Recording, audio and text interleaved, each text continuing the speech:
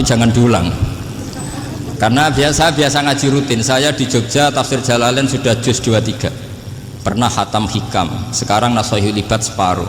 Saya ngaji di Sidogiri Itkon, di Sarang Balaghatul Quran, di Hajen Lubul Usul, tapi sarahnya yang Thariqatul Husul, sarahnya Mbah Sahal Mahfud. Jadi baru di sini ngaji bersaing sama orang yang mondok berapa? 3 bulan. Ini masalah, masalah. Nggak boleh mondok itu harus buat tulis zaman. Tapi ya tidak apa-apa, mungkin laduni ya. Jadi kalau mondok cepet itu kemungkinannya apa? Laduni. Begini, tapi saya tertarik apa yang dikatakan Kiai Haji Abdul Manan tadi menyangkut kalimat tauhid. Saya ngaji di mana-mana bilang, kalau ngaji itu yang tahqiq itu detail. Detail itu bahasa Arabnya tahqiq. Jadi kita misalnya berpikir secara jernih, orang yang kafir 70 tahun itu pasti menjadi muslim karena melafadzkan la ilaha illallah, dan itu bi ijma'il ulama. Semua ulama mengatakan demikian. Saya ulang lagi, itu bi ijma'il ulama. Karena mansus di Quran ada ayat kullil ladzina kafaru iyantahu yughfar lahum ma qad salaf. Kalau orang yang kafir 70 tahun bisa dihilangkan kekafirannya hanya dengan kalimat la ilaha illallah Muhammadur Rasulullah, berarti kalimat ini statusnya apa? Penghilang kekafiran. Apa? Penghilang kekafiran.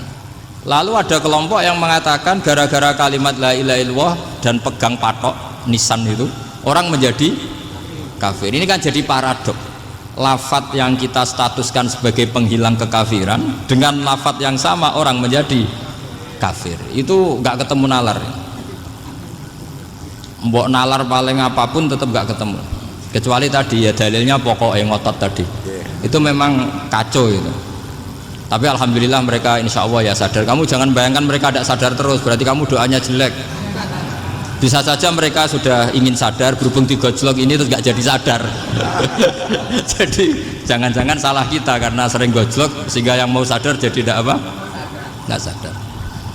Saya tadi jam 10 sampai setengah 2 masih ngajar di pondok saya ngajar tafsir masih di Rembang sana saya. Terus saya ke Semarang Delalah Muyassar. Ya mungkin agak-agak keramat, jadi tetap jam 3:4 saya bisa ketemu Habib Umar Hafid. Saya beberapa menit ya diskusi tentang manhaj beliau, dan kebetulan saya sering belajar kitab beliau sama alumni Darul Mustafa. Meskipun saya tidak pernah ke sana, tapi saya tahu betul mazhab beliau karena al arwah junudun apa? Mujannada. Begini, saya sering dingentikani Mbah Mun, politik tidak jelas itu bagian dari kejelasan. Ini yang perlu dicatat. Jadi politik artinya gini, bahkan masjid semua yang di Korea itu didirikan oleh TKI dan TKW. Mereka digerakkan Allah untuk mikir agama, karena agama ini milik Allah. TKI saja mikir. Makanya ini penting, yo dakwah tapi tauhidnya sing kenceng, jangan dakwah kenceng tauhidnya kendor. Itu bahaya betul. Saya ulang lagi ya, ini dawuh Habib Umar. Jadi kata beliau, fala budda an wattina kulubana, kita harus yakin seyakin-yakinnya bahwa semua kemungkinan itu mungkin. Makanya masyhur dalam tarikh ketika kafir Quraisy mau disiksa oleh para malaikat karena mereka sering menyakiti Nabi, kata Nabi gimana? Jangan. Saya berharap kalau bapaknya tidak mukmin, suatu saat anaknya mukmin. Masyhur dalam tarikh. Musuh Nabi besar siapa? Walid bin Mughirah. Punya anak Khalid bin Walid. Abu Lahab punya anak Darrah, itu mukminah yang baik. Abu Jahal punya anak Ikrimah, itu mukmin yang baik.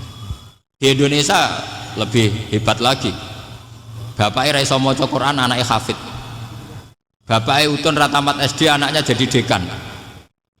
Di Indonesia banyak orang nggak siapa-siapa anaknya jadi presiden, anaknya jadi menteri. Artinya jangan karena bapaknya kafir kamu nganggap anak turunnya pasti selalu kafir. Teori itu sudah salah zaman Rasulullah. Yaitu Walid akhirnya punya anak Khalid, Abu Lahab punya anak Darrah.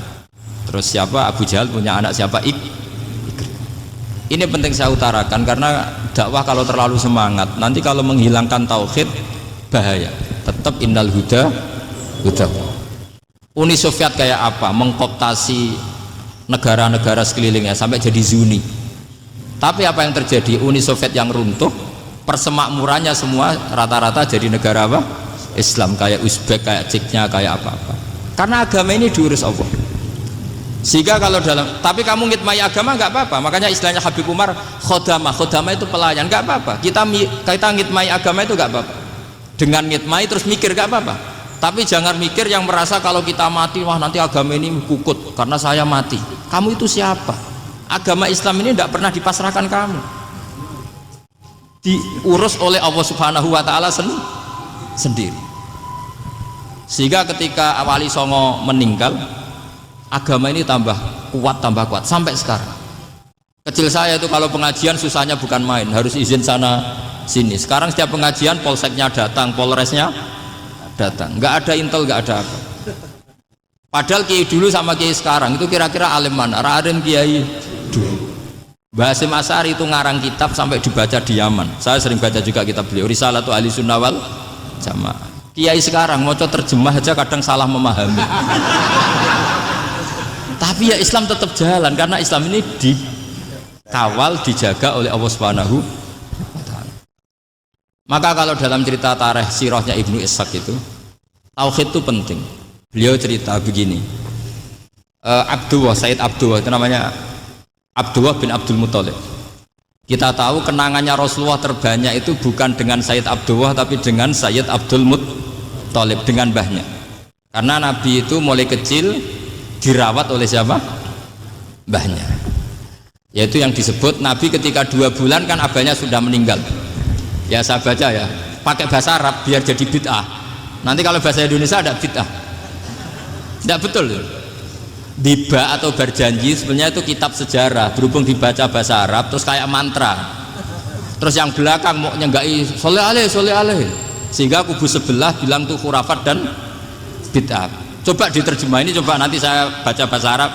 Walamma tamma min hamli syahroni ala masyuril aqwalil marwiyatu fiya bil madinati abuhu Abdullah wa kana qad istaza fi akhwalihi bani adi min at-taifatin najariyah wa makatha syahron saqiman yu'anu nasukmahu wasakwa. Terus di pojok sana bilang sholli alaihi. Pasti kubu sebelah yang liwat, wah itu khurafat bid'ah karena dianggap mantra. Padahal artinya coba sampean baca bahasa Indonesia. Ketika hamil Rasulullah umur 2 bulan, abahnya meninggal di kota Abwa.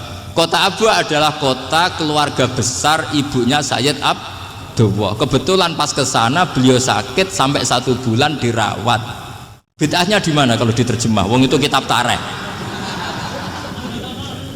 Makanya saya nggak tahu yang membidah-bidahkan tiba itu karena tadi. Tapi sampean juga ikut salah karena nyenggai sholawat tantok itu. Jadi makanya saya bilang tadi kalau bahasa Arab bid'ah, kalau sudah terjemah bid'ah karena kelihatan kalau itu hanya kitab tarikh. Loh, coba bid'ahnya di mana? Wa ba'du fa'aqulu wa Muhammad bin Abdullah bin Abdul Muthalib bin Hasyim. Itu kalau diterjemahkan, kamu harus tahu siapa nama Muhammad. Muhammad punya abah siapa? Rasulullah Muhammad Abdullah. Punya abah siapa? Abdul Mut. Punya abah siapa? Hasyim. Coba baca gitu di kubu sebelah. Oh iya gitu. Berhubung baca bahasa Arab. Wa ba'du fa'aqulu wa Muhammad bin Abdullah bin Abdul Muthalib bin Hasyim. Jadi itu hanya salah baca saja itu. Maksudnya salah yang hukumi, bukan salah yang baca, salah yang apa? Hukumi. Sayyid Abdullah ini orang yang tauhidnya sangat kuat. Sayyid Abdul Muthalib lebih kuat lagi. Saya cerita sedikit betapa pentingnya tauhid. Ketika pasukan Abraha bawa pasukan gajah mau menyerang apa? Ka'bah. Itu sebelum menyerang itu semua aset-aset milik orang kafir Quraisy, milik orang Quraisy lah. Itu ditawan, diambil, termasuk milik Sayyid Abdul Muthalib, milik Abdul Muthalib. Terus ketika mau masuk Ka'bah, mau masuk Mekah, kata Abraha, man sayyidu hadal wadi, siapa yang kamu tuakan, yang kamu pertuan di sini? Oh, Abdul Muthalib. Abdul Muthalib itu dipanggil, itu auranya luar biasa. Abraha yang di tempat perkemahannya itu harus duduk di atas karena dia raja, itu duduk di atas gak berani, saking wibawanya Abdul Muthalib. Ini mbahnya Rasulullah. Akhirnya Abraha bilang gini, saya duduk di bawah tidak mungkin karena saya raja. Kamu duduk jejer saya tidak mungkin karena nanti umat saya kecewa karena raja kok disaingin gitu. Ya sudah, sambil berdiri-diri kita ngomong. Akhirnya Sayyid Abdul Muthalib tadi diomongin gini, saya itu tidak ingin merusak orang-orang Mekah, orang-orang Quraisy. Saya hanya kecewa punya tempat ibadah dikencingi, diberakin sehingga saya mau merubuhkan Ka'bah. Tapi dengan damai, nggak ada perang. Apa jawabnya Abdul Muthalib? Lucu. Nggak apa-apa, Ka'bah kamu robohkan silakan, nggak apa-apa. Yang penting unta saya yang kamu sita kembalikan. Harta saya yang 100 unta kamu sita kamu kembalikan. Itu Abraha kagetnya bukan main. Kaget karena kamu itu pemimpin apa? Tadi saya hormat kamu karena kamu tak anggap orang hebat. Hadhil Ka'bah dinu abaika, ini Ka'bah itu agama kamu.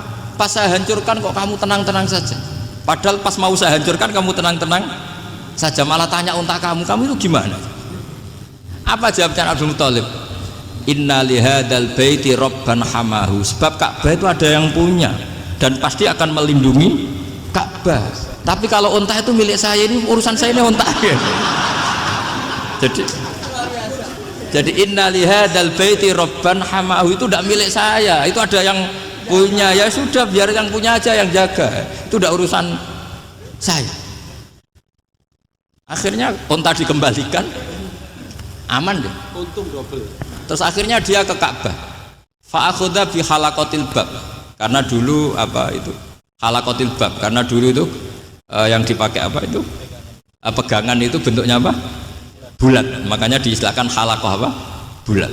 Kalau sekarang halaqah ilmiah itu seminar. Tidak. Halaqah itu buruhi lain lagi. Ya. Pegang terus bilang gini, kata Abdul Muthalib, ya Allah, Ka'bah ini mau dihancurkan oleh Abraha, Ka'bah ini milik kamu. Saya mau ke gunung, mau melihat apa yang kau lakukan terhadap orang yang mau merusak Ka'bah. Terus Abdul Muthalib bilang ke umatnya, wa ya qaumi, ayo kita ke gunung melihat ma fa'ala rabbuna, apa yang akan dilakukan Tuhan kita terhadap orang yang mau menghancurkan Ka'bah. Jadi santai saja, santai. Terus Abdul Muthalib naik gunung sama orang-orang Quraisy. Abraha datang mau merusak Ka'bah, terus terjadi alam taro kaifa fa'ala rabbuka bi ashabil fil. Itu melihat, dan betul Ka'bah dijaga Allah. Islam juga gitu. Ketika Islam dikooptasi Uni Soviet, semua ulama, semua wali perasaannya hanya nunggu kehancuran Uni Soviet, karena pasti agama ini dijaga Allah. Saya setiap sholat, setiap munajat, ketika baca Rabbana lakal hamdu bil samawati wa mil'ul ardi, dulu saya iskal itu janggal. Ya Allah, engkau zat yang layak dipuji, yang pujian itu memenuhi langit dan bumi. Pikiran saya kalau bumi ateis itu mujinya kayak apa? Tapi Masya Allah, ketika saya datang di Korea, bumi ateis, ternyata di sana banyak masjid, banyak tasbih, bahkan ada sakduna di sana. Karena Allah sudah ngendikan lakal hamdu mil'us samawati wa mil'ul ardi. Dan sekarang nyata, semua bumi ateis, bumi apa saja, ada tasbihnya, ada tahmidnya. Makanya sadaqallahul adzim ketika ngendikan sanurihim ayatina fil afaq walladzi arsala rasulahu bil huda dinil haqqi liyuzhirahu 'alad dini kulli. Makanya saya mohon sekali bahwa agama ini harus kamu khidmah, tapi enggak boleh kamu pikir. Atau dibaliklah, khidmah maka memikir.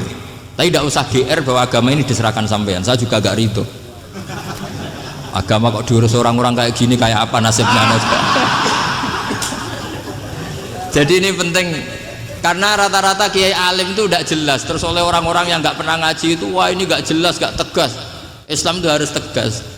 Maksudnya tegas itu kayak apa? Tegas itu di wilayah kita. Kalau istri kamu mau diperkosa orang itu boleh tegas, itu wilayah kamu. Tapi kalau hidayat itu wilayahnya Allah Subhanahu wa Ta'ala, kita tidak pernah tahu. Bahkan yang sudah Islam saja, nyuwun sewu, itu nggak ada jaminan mati husnul. Kita tahu dalam sejarah Sa'labah itu dapat gelar hamamatul masjid, merpatinya masjid. Tapi kita tahu akhirnya Sa'labah itu apa? Su'ul khotimah. Sampai dalam Islam selalu diajarkan ya muqallibal qulub tsabbit qalbi ala din. Jadi kalau kita sendiri saja masih ingin selalu husnul khotimah, agak ada ruang untuk mudah menvonis orang lain. Makanya saya salut sekali ketika Habib Umar menulis kita semua ini mengkhidmai hadal kaun dan selalu berharap bisa saja suatu saat Orang yang sedang kafir bisa saja suatu saat muslim. Nah soal kalau yang sama yang harbi menyerang kita ya tarung. Kalau artinya kalau yang merangi kita ya kita wajib perang, kalau enggak ya habis kita. Seperti kita lakukan ketika diserang Belanda. Tapi ketika mereka musta'man, dhimmi, mu'ahad, orang-orang kafir yang mau berdamai dengan kita ya kita damai. Sebagaimana yang dilakukan Rasulullah SAW ketika berdamai dengan kafir Quraisy yang dipimpin Suhail bin Amr, masyhur itu dalam tarikh. Singkat cerita kan Sayyidina Ali ini pernah konflik sama orang Khawarij. Kata Sayyidina Ali, ya sudah lah, namanya kita musuhan, kita tidak usah ketemu, pakai mediator, kata Sayyidina Ali. Kata orang Khawarij, ini apa-apaan kok butuh mediator, nggak ada Qur'annya, nggak ada hadisnya. Kira-kira kalau Pak Sayyidina Ali orang Jawa, nggak ada apa tidak tahu.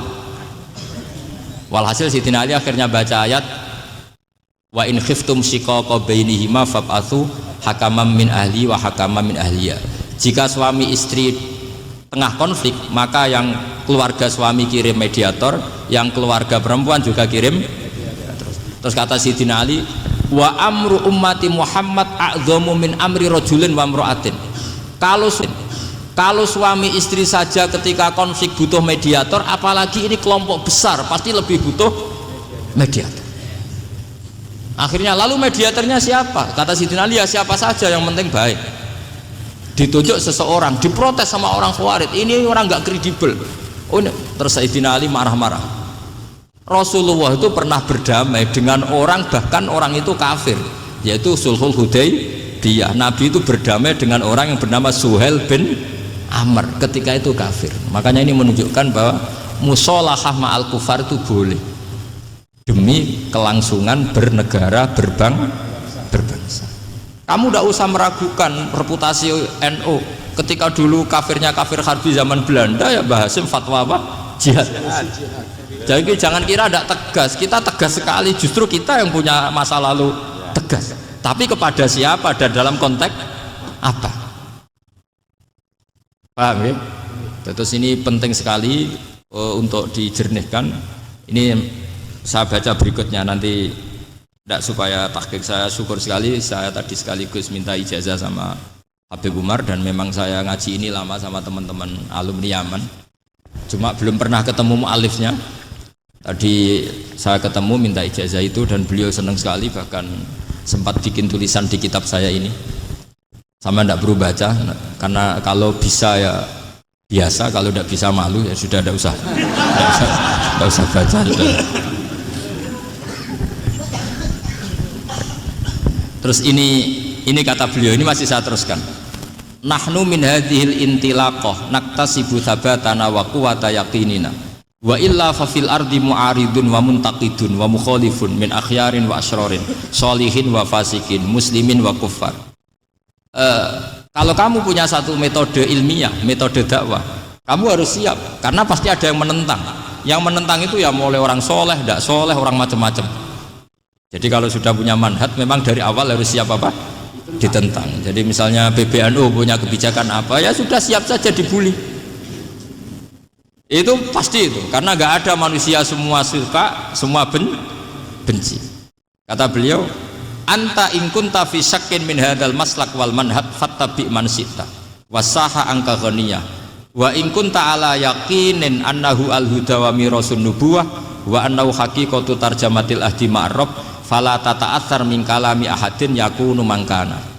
Jadi intinya kita mengawal Islam secara rahmatan lil alamin itu justru kita berharap menjadi simpatik dan menjadikan mereka menjadi Islam. Jangan ketika simpatik dianggap gak tegas. Saya masih ingat betul dawuh Mbah Mun, hak sekseni, kata beliau. Saya masih ingat kalimatnya, sekseni. Aku ra tegas itu berdasar ayat laisa laka minal amri syai'un aw yatuba alaihim aw yu'adzibahum. Karena potensi sosial itu bisa rubah. Orang yang sekarang kawan kamu bisa saja suatu saat jadi musuh. Yang sekarang musuh kamu bisa saja suatu saat jadi kawan. Terus kamu ngambil sikap tegas dalam sesuatu yang nggak stabil seperti ini, lalu tegas itu kan nggak pada tempatnya. Makanya yang seperti ini kata Allah pakai asa itu menowo. Asallahu ayyaj'ala bainakum wa bainal ladzina ataitum minhum mawaddah. Bisa saja orang yang sekarang musuhan dengan kamu suatu saat dijadikan mawaddah. Kamu udah mawaddah itu saling mengasihi. Kamu tidak usah tanya, wallahu qadir kata Allah, karena Allah mampu. Jadi dalam hukum-hukum sosial Allah seringnya bilang apa? Asa. Misalnya wa asa an takrahu syai'a wa huwa khairul lakum, wa asa an tuhibbu syai'a wa huwa syarrul lakum. Karena masalah sosial ini semuanya asa, yang pernah tahu siapa? Bisa saja sekarang saya Rois Suriah, nanti SK-nya nggak turun lagi, tapi saya tidak apa-apa. Bisa saja nanti santri 10 tahun dipimpin 3 bulan, nggak apa-apa. Bolak-balik nggak apa-apa, saya tidak akan kecewa. Karena masa Allahu kana wa malam yasa lam yakun. Assalamualaikum warahmatullahi wabarakatuh.